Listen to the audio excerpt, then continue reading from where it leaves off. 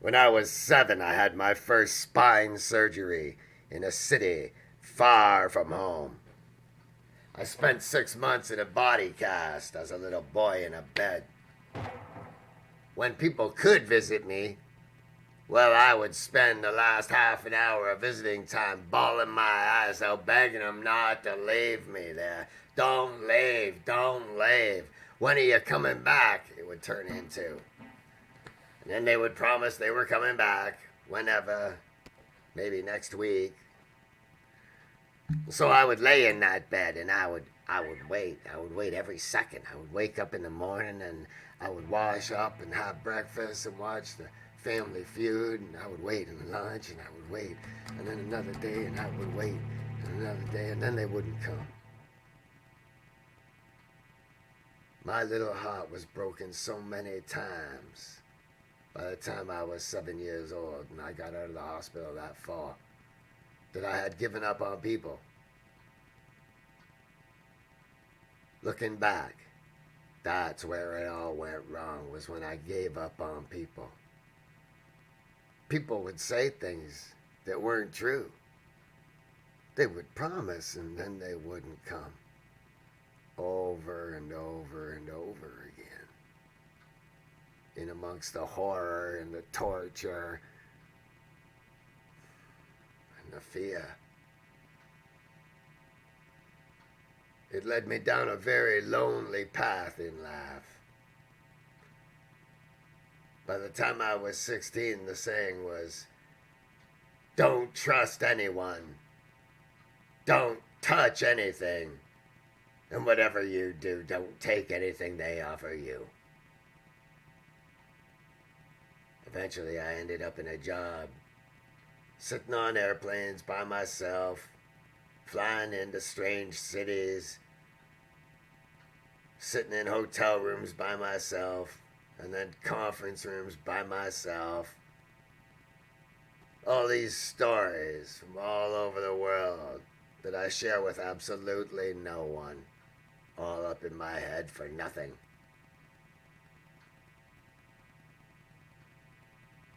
I got stood up again today. People said they were coming over.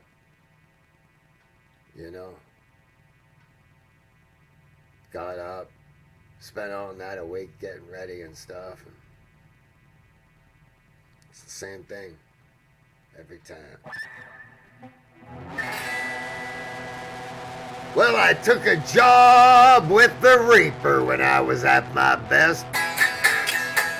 Yeah, he flew me in private, and then he paid for the rest.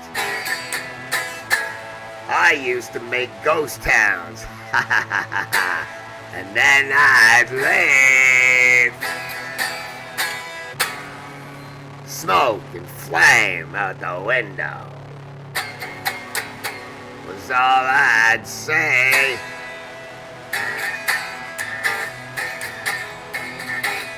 Sitting there on the jet looking out the window, burled walnut table and a glass of single malt. Well, there used to be factories before I left, but I'd trade up their souls and then I'd sell what was best. Now it's just zombies and boarded up streets. They were left for dead. Now they're just walking meat.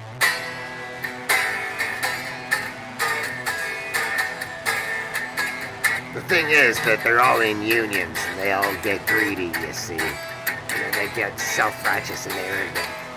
And they think that the corporations won't leave. Well, it was my job to go in there and shut it on down. Sell what was best. Get out of town. That's what I was. That's what I did. They sold their souls for vice and greed, and then the devil sent me in to finish the deed. Walking down their streets, well, I was numb to their tears. But somehow they still haunt me. After all of these years.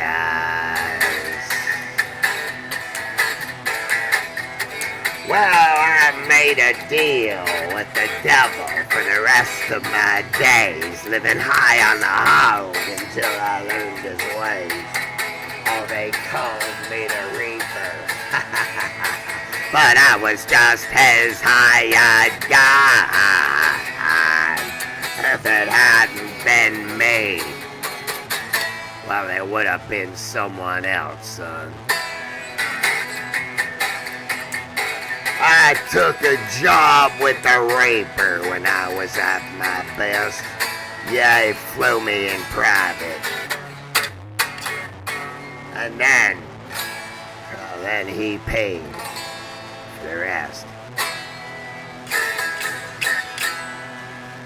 Huh?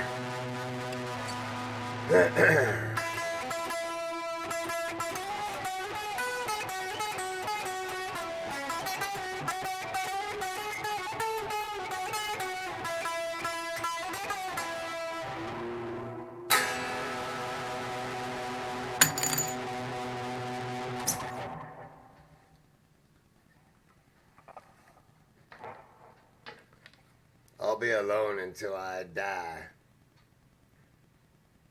Not by choice, but because it's deep inside of me. And even though I can recognize it, I still can't fix it. I drive people away when they get too close. I get angry. And that's why. Because it goes back to there. I confused love with anger and hate and letdowns and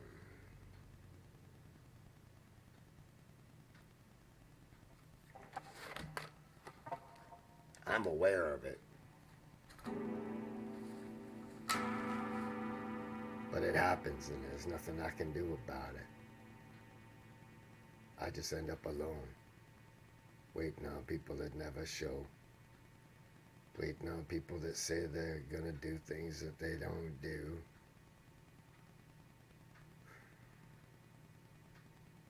Oh, it's no one in particular, it's everyone. That's the problem, really. Everybody's got too much on their plate because they're afraid they might miss out on something. They just keep piling things on there they don't have time to look after.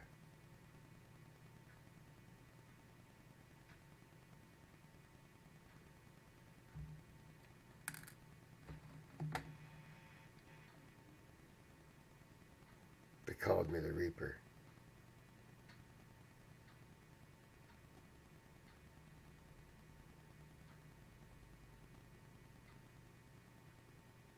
They also called me Gollum.